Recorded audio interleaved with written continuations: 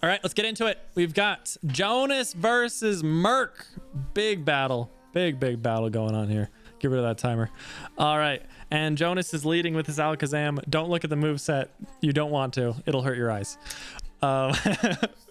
So Jonas switches out turn 1. Not a terrible play. And goes into a Azumarill.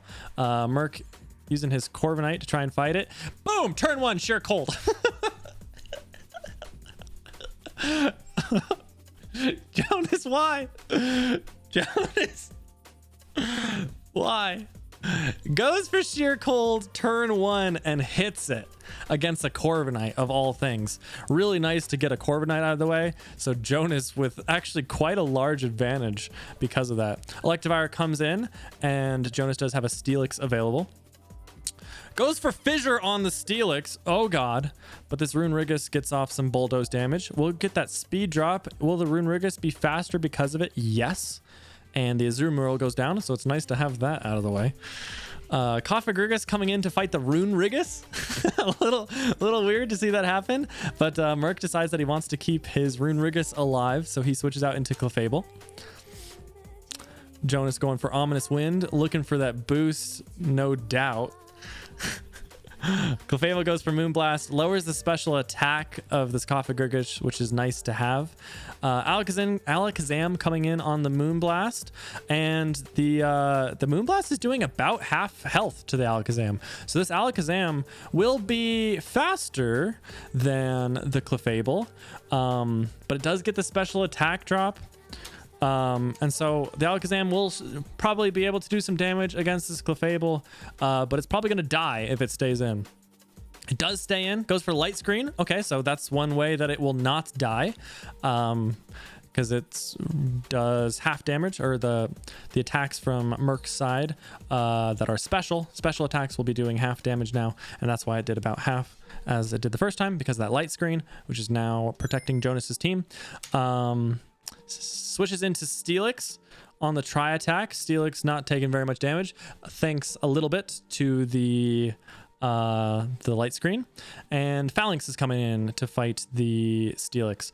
Switches out to Cofagrigus here. Cofagrigus starting to get a little bit low, but does some nice Ominous Wind damage to Electivire, and the Light Screen is now gone for Jonas.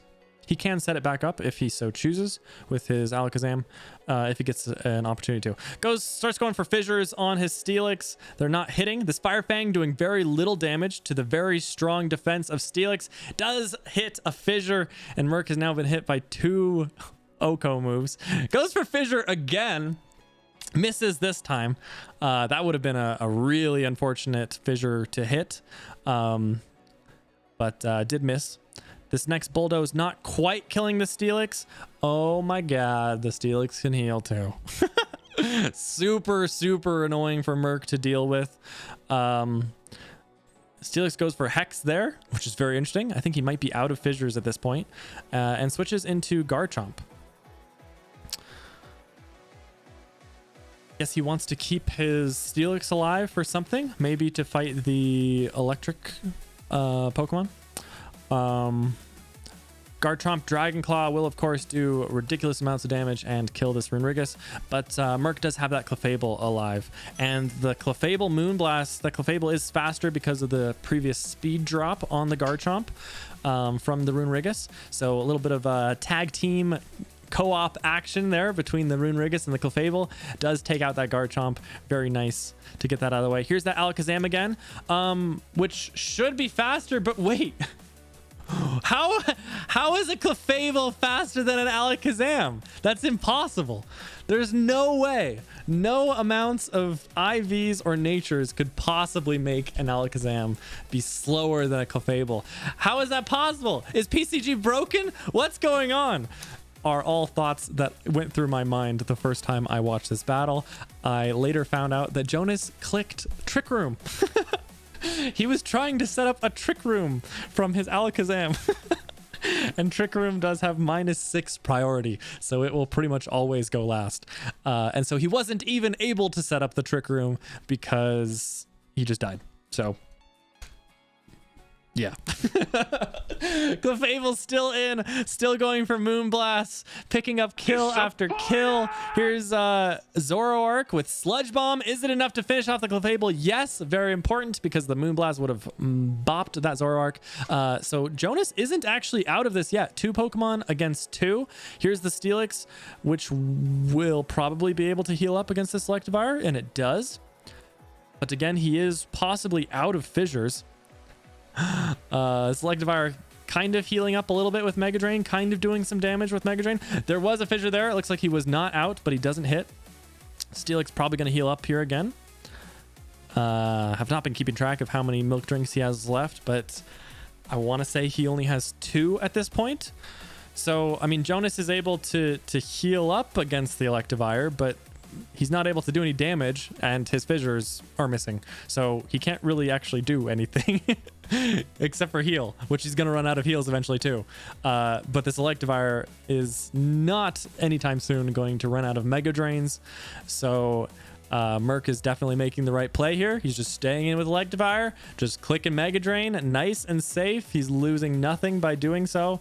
If anything, he's gaining health, and the Steelix has... Oh, there we go. That's maybe the last milk drink there. So here we go. Steelix now out of milk drinks, now out of fissures, and is left to just trying to Metal Claw the Selectivire down, which is not working very well at all. So it will definitely come down to Jonas's Zoroark against the 2 remaining Pokemon on Merc's team. Possibly could have gotten a attack boost by going for Metal Claw, but just hasn't happened. Wouldn't have made a huge difference even if he did, but you never know. There we go. That's the last Mega Drain that it will take for Merc to take down this Steelix. And as I mentioned before, this Zoroark is the last Pokemon for Jonas. Goes for Night Daze, a very strong attack, just short of killing. And the Electro Web comes on in to lower the speed of the Zoroark. So Electro Ball coming in next, doesn't quite kill. And we actually can see here that if Jonas was able to do just a little bit, just a tiny bit more damage to the Electivire, the Zoroark would have been able to finish it, but probably didn't matter. The Glaceon probably would have beaten the Zoroark anyway. And that is a GG. Jonas getting taken down by Merc.